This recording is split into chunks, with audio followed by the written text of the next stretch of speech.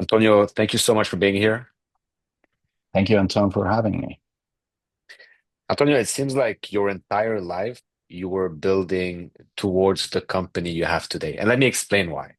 So, Mhm. bachelor's in marine biology in the 90s, master's Yeah. in aquaculture in the early 2000s, Hmm. PhD from McGill in bioresource engineering, and then you start your company that Hmm. produces the best algae biomass. So can you just explain to us what is that company and what exactly do you do? Because that's a very niche topic, and I want the audience to really understand what you guys Well, do.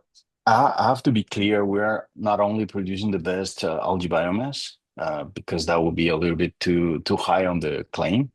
There are a lot of companies are producing really good biomass all over the world. We just produce in a more efficient way, but we don't see biomass as our core business. We actually want to change the view of CO2.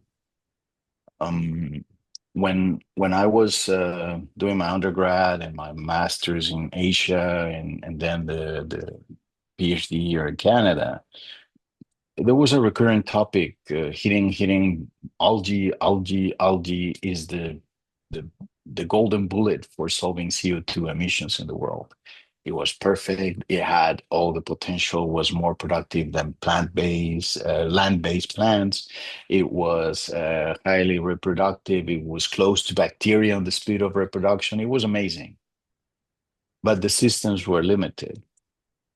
Since I began my master's, I did my research on microalgae and then the PhD also on microalgae.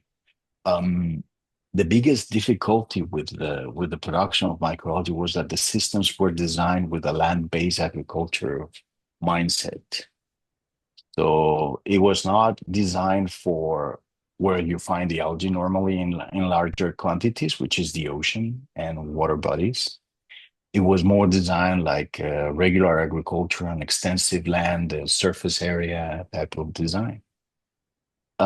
We found all the issues that you have with microalgae. We realized that the light intensities and the surface exposure and everything was not the right approach to bring algae to light. So we bring light to the algae. That's it. We changed the paradigm of not growing algae on a surface base. We can go vertical and we can produce more per square meter than anybody else. That's basically what we did. But that was the outcome on the microalgae. What we were looking for was mostly a way of capturing CO2 in an efficient way. And let me walk you through it. You know that CO2 is the boogeyman right now, and everybody's worried about CO2 emissions and carbon emissions and climate change and global warming and what have you. But we don't see it, and don't get me wrong, don't misquote me on this one. We don't see it as a problem, but as a missed opportunity in the use of a really valuable resource. CO2 is waste right now because we're not using it. And the supply is way bigger than the demand. So you have 100 million tons of CO2 produced every day in the world. And we are only using commercially, directly or indirectly, about a million or less than a million everywhere. So we have 99 million of over the surplus, over supply. So what we started to do was trying to devise a strategy to apply that and give value to that CO2 without without without hardening or harming the equation. You know that in business, yeah, environmental technologies and everything are great. Leaving a really good word yeah, to our kids. That's the goal, right? So those are the goals and the mission and the vision and everything. But it all comes down to the bottom line. A company will not invest on capturing CO2 if it's going to cost too much. And unless they're forced to, they won't do it just out of the goodness of their heart. You've seen it a lot of greenwashing and everything, but it's not because companies don't want to and people don't want to. It's because the bottom line gets hit really hard and competition is It's fierce. So you have a company that is making a really small profit, and you learn it when you have your own company. The unfortunate thing is that the perception of everybody, and I'm not saying they're wrong, is that, oh no, you should, you should, you should. And then, oh, we take the hit, we increase the price, we pay more, whatever. But at the end of everything, it's not about what the client is going to pay. It's about what the company is going to make as bottom line, because they still need to make enough to pay their employees, to build the profit line and everything. Yes, of course, there's a lot of greed in some companies and all. But you have to understand as a business owner that your employees are your blood. If you don't pay them well, they just leave.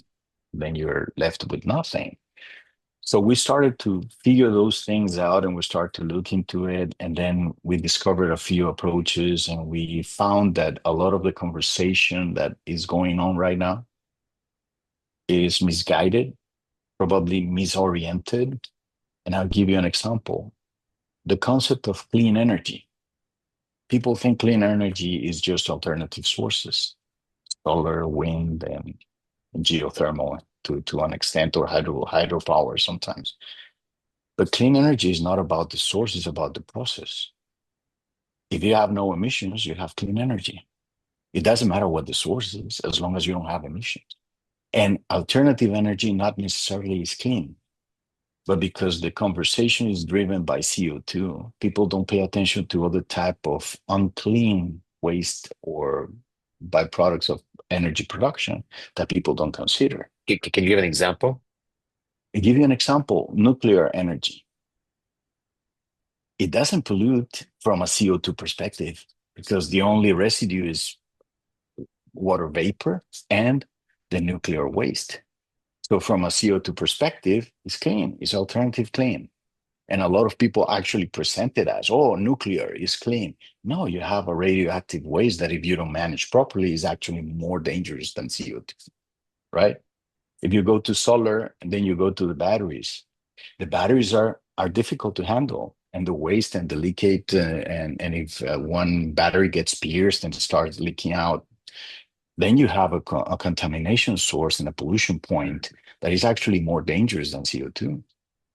One 1 gram or 1 kilogram of lithium in soil is a lot more toxic than X thousand tons of CO₂, because CO₂, even though we're handling it right now in a different way and is generating climate change and all, is absorbed by plants.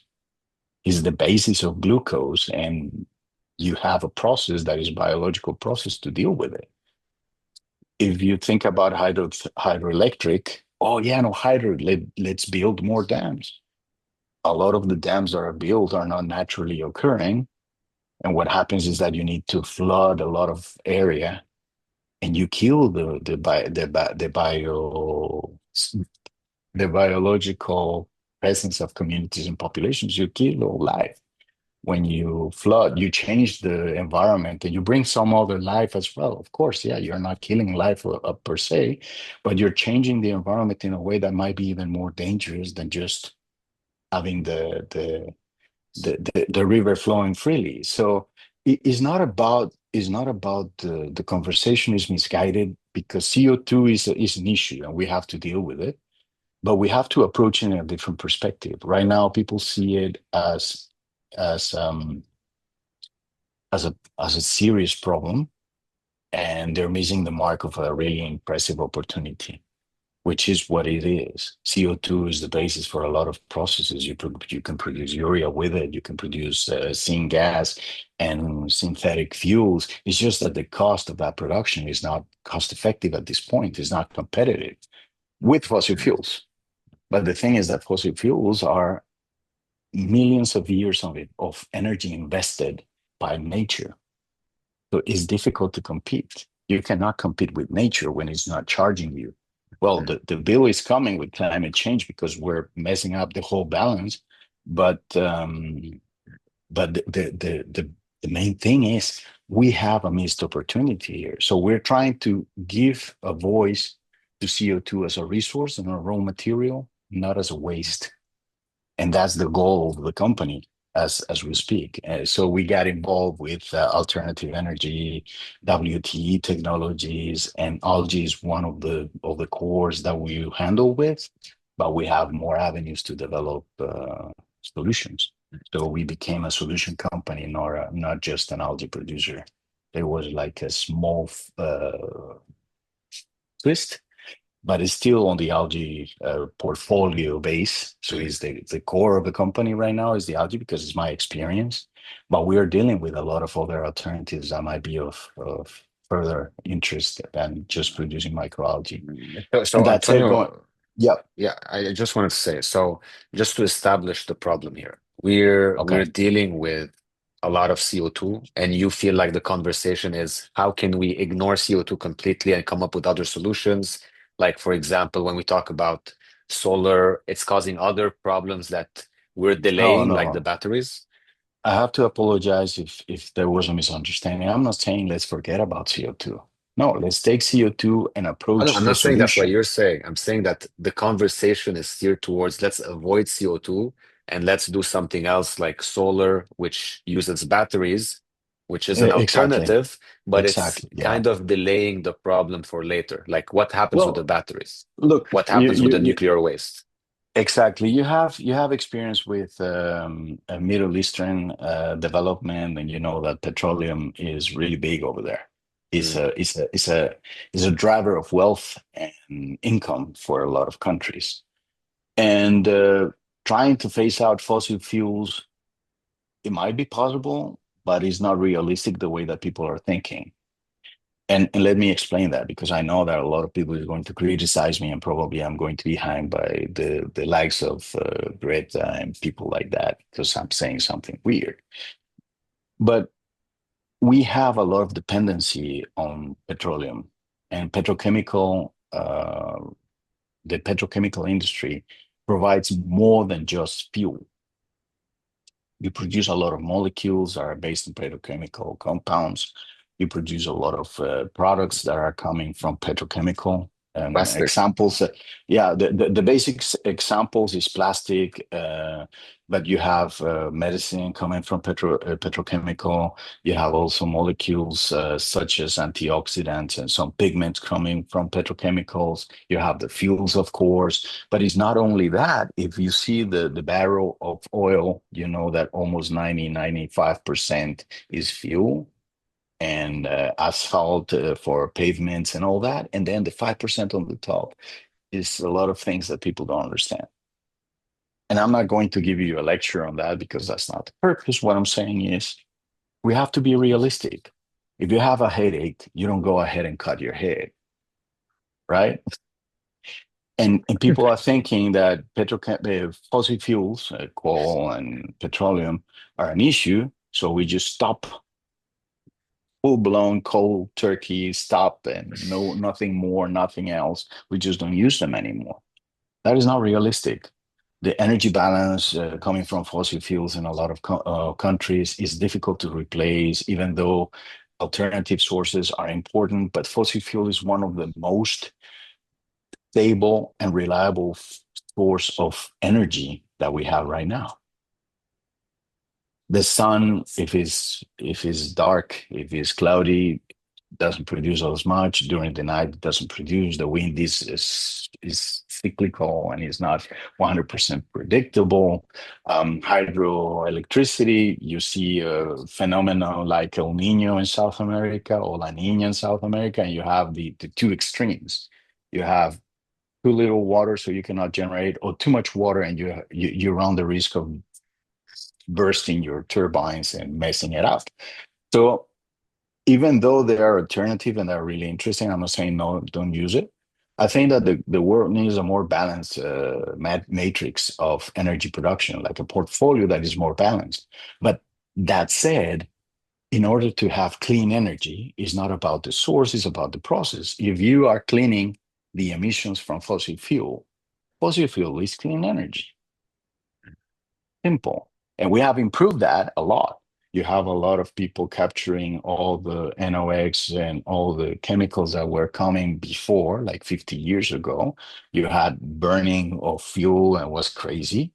Then you have catalytic converters in the car. You have a lot of filters and all those things that we capture pretty much everything. You improve the production of the fuel, you improve a lot of things, but still we have a lot of emissions during the process to get to the fuel, and also in the process of burning it to produce energy. Um, So, Antonio, so just to yeah, recenter the conversation. So, how do you bring this value proposition to your clients? You depend on their moral clarity on the issue. Is there like economically, how does it work? okay, so that's the beauty of it. What we're trying to do is to find partners, not clients, partners, to bring the CO2 to the table as raw material. Of course, the conversation goes as this. We want to use your CO2 to produce value, and we want you to be part of the equation. We have to build a special vehicle. So your CO2 is part of your contribution to the company, and then we transform it and we produce value, and that value is split the revenue and the profit from that selling of biomass and whatever products we generate is going to be split among us. Then it comes back to, oh yeah, sure. How much are you going to pay for the CO2? No, no, we need to build it together. It's not just I buy your CO2 because in a way I could go and pick it up from the air, right? It's just that the air doesn't have it as concentrated as I need it. So that's why I rather have a partner that does that. Oh, how much is it going to cost me? Well, you have funding from pretty much every government in the world giving funding for CO2 capture. Um, and you get the credits. Oh, I can sell the credits. No, no, you get the credits. You don't need to buy them. No, no, but do we get credits? No, no, you get the certificate of zero emissions. If you don't have emissions, you have zero emissions. You don't need to go and buy credits. Oh, but it's going to be more expensive than the credit. The capture of the CO2 and the transformation is going to be more expensive. Yes, in a way it is, but you're going to get revenue back from it. So you're going to make money out of the credit that you're not paying. So that has been the difficulty of the conversation, but the equation is simple. You have, let's say, 1,000 tons of CO2.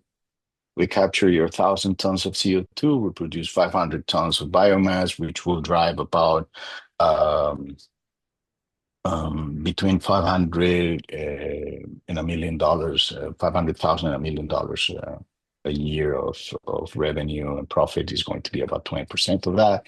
So instead of paying um, the the cost of the, which is only like if you have 1,000, it's going to be the 10,000 is going to be about $200,000 or so if you buy the credits, because it's $20 per ton, or $8 per ton. So it's not going to be too expensive. So it's not attractive. Okay, we'll pay and that's it. Yeah, but the risk is compensated by the fact that you're going to spend a little bit more, but you're going to make money out of it. You're not just going to be 200,000 or whatever. You're going to get about 200,000 of revenue of income if we share and split, and depending on the avenue that we take, and everything is going to be. So people will come and say, okay, so you have three types of products. Yeah, we have three types of products to sell from the microalgae, but the markets for those three types of products are not bottomless. But if you bring those markets into the equation, you have to balance it out. So we use three tiers of development of products. So we diversify a little bit on the portfolio, so you can actually have a little bit more access to revenue in a better way. So So, so, so, that's so, the so conversation. Antonio, when, Yeah. when you come to me as a factory and I have a lot of Mhm. CO2 concentrated, how Yeah. long, first of all, what kind of capital is expected to build the infrastructure? And is it your entire expertise? They just give you the money and then you take care of it no matter No, how the no, layout no. looks? No, no, we're not trying to say we have the golden bullet and that's it. We can do anything. No, we develop the solution with the client. Um, some of the biomass that can produce can be used back into the processing and the production of the production cycle of the client. Some of the byproducts that we have are actually quite interesting. We have the production of oxygen. We have the production or the processing of water. So we take eutropicants from water. We also have the biomass, and the biomass have different products that are based. So depending on what the client needs, we develop a solution. We build it together. And the development of that solution is actually an R&D project. Is not because we're doing research and development of our system, is because we're doing research and development of the Mm, solution.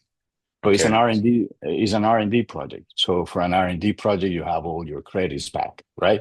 You have R&D credits. You can get money from the government here in Canada, NRC. You have all sorts of entities that will give you money for R&D projects. So in a way, you're not losing money. You're actually investing to get back as cash credits or cash in hand in a few other ways. Once we have the solution, we start implementing it. And for that, you need to find the investment. But there are several projects here or several programs here that will give you money to invest in carbon capture, right? So what happens is that we start developing that solution with those funding in mind. But we also have a lot of funding from environmental funds that will put money into environmental projects and a circular economy and all that. And what happens is that we design the project, we try to fund it from the beginning, and then when the project is ready, we put it together and we start the special vehicle, which is an association, it's a joint venture between the emitter, our company, and probably a third party, which will be one of the final users of the biomass. But if it is not possible to do it like that, and we want more than one, we can create a special vehicle with more people in it. It's just that it's an association in order to start that. Because we understand that if we go about and we say, yeah, we make money out of CO2, well, people that are selling the carbon capture and storage, they're making money out of CO2 because they charge for it, right? So they're making money out of CO2. But we're not making money out of CO2 just for ourselves. We're trying to do it in a way that is responsible, gives back to the company, but also gives back to the community. So we're trying to develop a new line of industry. We develop new economic development within the area. So we have to hire people. We have to create new lines of processing for the biomass and for the products that we can generate, and that will drive a little bit more economic development because, well, if the money is coming from the government for a percentage that is quite high, we have to give it back to the community in a way. Is That's the this way I see it. is that a model you've seen elsewhere, or is this something you came up with? If I tell you that I've seen it elsewhere, I will be lying. Probably it is somewhere else, but I thought it was a good approach to have Mm, because look, the thing is CO2, when you see it as a liability, people will try to avoid it. And when you have a conversation around carbon taxing and everything, people will try to hide, and it's cheaper to hire a lobbyist than actually do something about it. So a lot of companies will pull together and hire lobbyists to try to disconnect, disjoint the regulations that are going to be the only ones that are going to force companies to do something about CO2. We're trying to do something different. We're not the stick with the carrot. And the mm, carrot is you can make money out of it. Oh, but we're not in that business. No, it's okay. You are part of a joint venture. We transfer the value to you and you get your profit out of it. We just need you to give us an unhindered source of CO2. We need you to pay attention to our emissions so the CO2 is in good quality, is better quality. We can improve the process to reduce the amount of other chemicals that come with the CO2. So we improve the quality of the CO2 because the better the quality, the easier it is for us, the more reliable it will be, and the better it will be the outcome. And the bottom line of our model will be a lot better. mm, So we're trying to have that conversation. Of course, it's difficult because people will say, oh, well, that's too good to be true. Honestly, that's what nature does, just that mm, it's not charging us for it. So we drive the CO2 into a lot of lines of development because we saw that microalgae was not the only solution, and we really want to make have an impact on it. So we work with WTE. So the WTE has a lot of chemicals and everything. So we have plasma processing, so we can produce in a design that we have. We can go all the way to graphene. We can go all the way to synthetic diamonds. We can go to urea. We can go to a lot of products that are an application, direct application of CO2. We can work with syngas and we can work with synthetic fuels. The thing is that those products, syngas, synthetic fuels, fertilizers, and all that, they're not profitable from a perspective of you put the cost is higher than the price you get back. So people will Mm, not buy it because it's too expensive. Oh no, but subsidies. Yes, but subsidies are flimsy. Governments change, regulations change, programs change, benefits change, and that is not the goal. The goal is to be self-sufficient.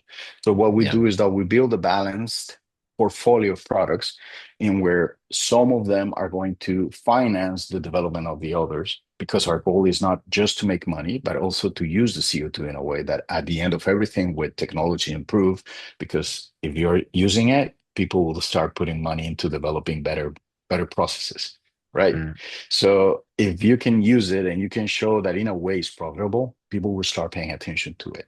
And that's what we want. I don't want mm, to be a multi-billionaire because I'm using all the CO2 in the world, because we're talking about 99 million tons of CO2 per day. mm. If you can add value of about $200 per ton, in a year, we're beyond Elon Musk and all those guys. But that's not my goal, because Yeah. it's not realistic. Is a synergic um, Mm, exercise that need a lot of effort and a lot of people. And it's so much CO2 out there that we need to find applications for it. But let me give you an example. Synthetic fuels are not viable because the processing is too costly compared to fossil fuels. But if you have mm, synthetic fuels as a byproduct of a series of projects that are developing other products that are viable from an economic perspective, the synthetic fuels can be used as feedstock for your process.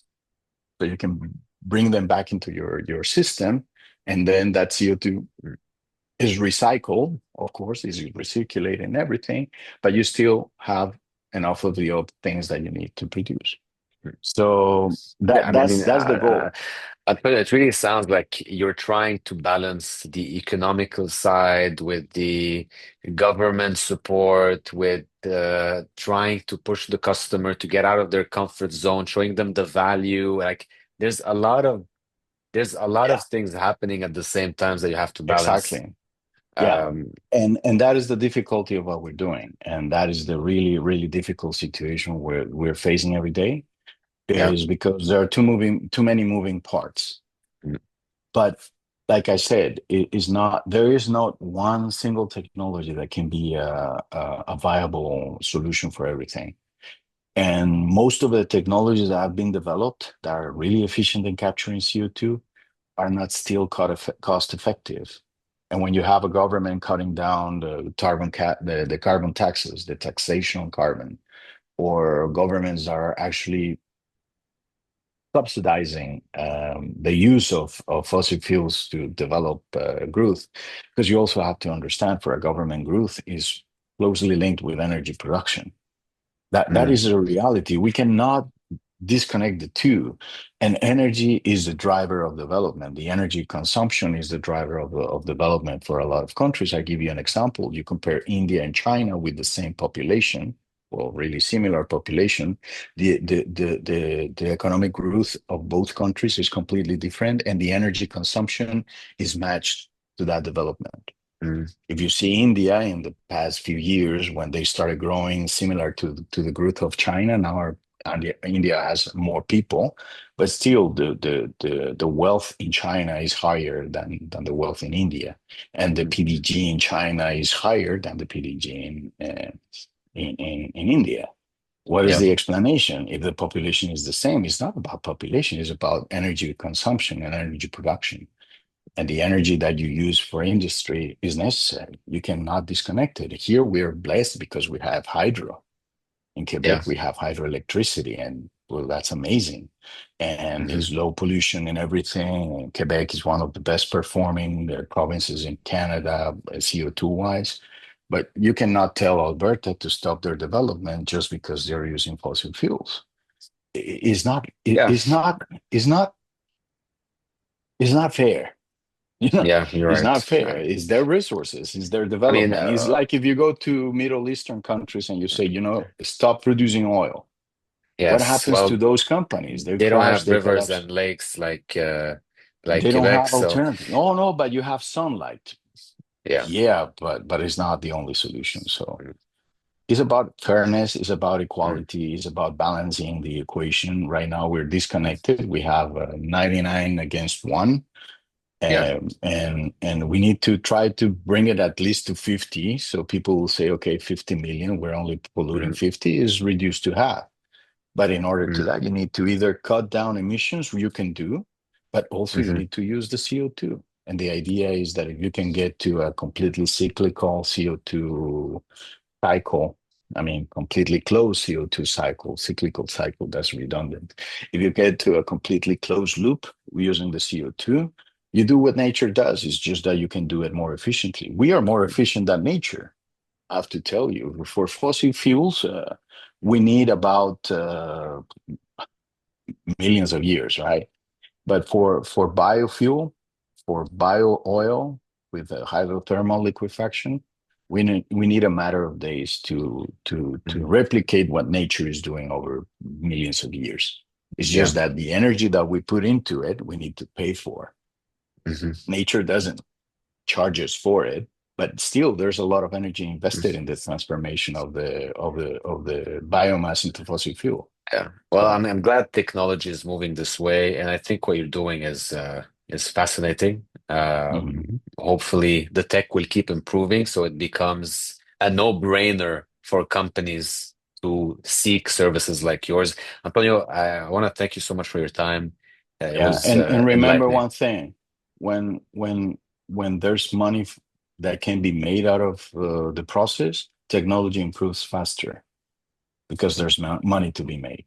And that's the reality of the world. We want to be idealistic and everything, but we have Yeah. to be realistic too. And you need resources in any way to be able to do it. And right now, the only issue is that the resources are not matching the need. Mm. So yeah, people talk about trillions of dollars and everything. That is only possible if people start investing on capturing CO2. So, and thank you for inviting me. I mean, Thank you so I'm much. glad that we can discuss, and we hope that we can build a better future for everybody. I mean, it is what we're trying to do. That's what we all hope for. Thank you so much, Antonio.